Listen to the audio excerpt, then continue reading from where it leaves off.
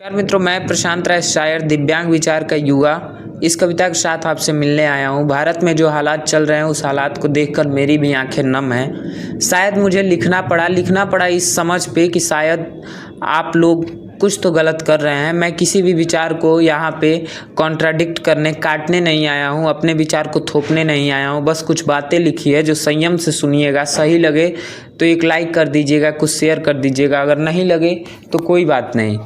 कोई सुबह अंधकार की किरण धरती पर बिखेरती है, कुछ घटनाओं से बांधकर इस जिस्म को ऐसे उधेड़ती है। कई बार लोग सरकार के विरोध में धर्म मिटाने लगते हैं, शांति धरना प्रदर्शन में अल्लाह और भारत तेरे टुकड़े होंगे जैसे नारे लगाने लगते हैं। फिर कुछ ठीक से खराब होते समय को, सच में टुकड़े होने के भय को, एक मनुष्य युवा के न्याय के लिए 20 दिन से भूखा है, ये बात झकझोर देती है मेरे भी हृदय को।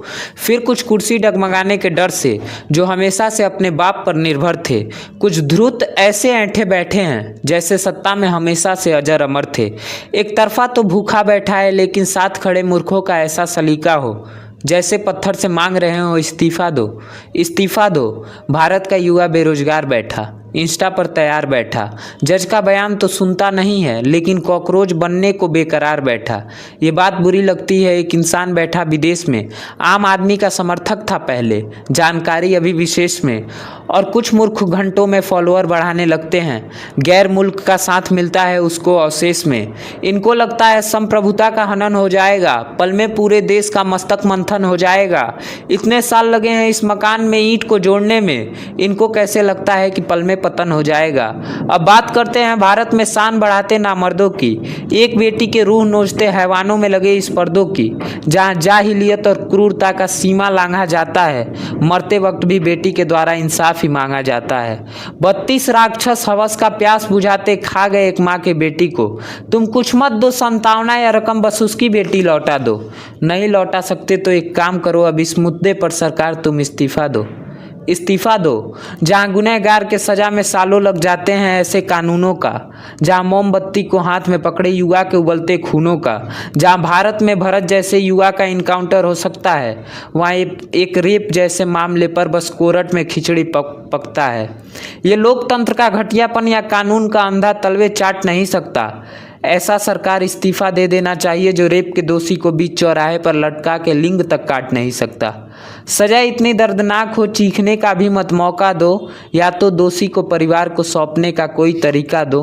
अगली बार कलेजा कांपे ऐसी सजा अगर ना हो तुम्हारे पास तो एक काम करो सरकार, तुम इस मुद्दे पर इस्तीफा दो, इस मुद्दे पर इस्तीफा दो। अपनी आवाज़ को खुलकर रखना ही भारत की आज़ादी है, पर जो विपक्ष देश के पतन में भी अपना रोटी सेके वो निश्चित ही आतंकवादी है। पार्लियामेंट को घेर कर और सरकारी वस्तु को नुकसान पहुंचाने का ये किसी बुद्धिमत्ता का परिचय नहीं है। गुस्सा युवा को दिखाने का मजबूरी होगी, उनकी भी वर्दी पहन रखा है, नहीं बाप को मन कब करता है बेटे पर हाथ उठाने का। दृश्य उत्तराखंड का देखो, प्रदर्शन पर्यावरण खातिर था, जहां एक आवाज़ थी जनता की और सरकार वहां पर हाजिर था। जिस युवा को नशा हो कलम का फिर हथियार नहीं देना पड़ता, एक बुद्धिमान को ज्ञान का कभी प्रमाण नहीं देना पड़ता। सही कहा था, बुरे वक्त में सदा गधा शेर को समझाता है, ओस नहीं था मोती थी। अब वो भी भूख रहे हैं जिनके सरकार में पेपर लीक पर कार्रवाई तक नहीं होती थी। और माफ़ करना, हर युवा सीजेपी का समर्थक नहीं हो सकता है। अब हर दीपक के आगे सूरज नतमस्तक नहीं हो सकता है। तुम धर्म, देवता, संस्कृति को सूली चढ़ाकर साथ खड़े हो, जूते में रहने वालों को तुम गले लगाकर साथ खड़े हो। या फिर तो तुम्हें हिंदुत्व शब्द का अर्थ बिल्कुल पता नहीं है, तुम्हें वीर शिवाजी, भगत सिंह जैसे बलिदान रोग का अभी हवा लगा नहीं है। बस ये लोकतंत्र का जंजीर जिस दिन हाथों से हट जाए, फिर कोई सीता के पति के बारे कह के एक पल भी जिंदा बच जाए। 7 पुश्तें डरेंगी आने से, दुनिया में तुमको इतना मारेंगे, और कसम है उसी राम की, जितना ऊपर जमीन से खड़े हो उतना ही नीचे गाड़ेंगे।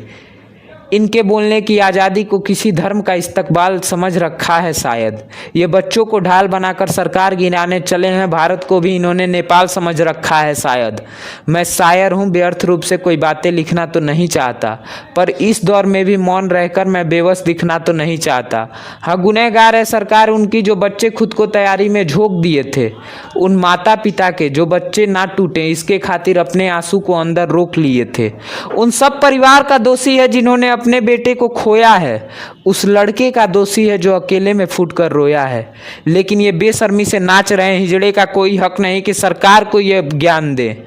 और असली भारत के युवा को पता है सरकार को क्यों सम्मान दे, सरकार को क्यों सम्मान दे। धन्यवाद। मैं मिलूंगा अगली कविता शायर प्रशांत।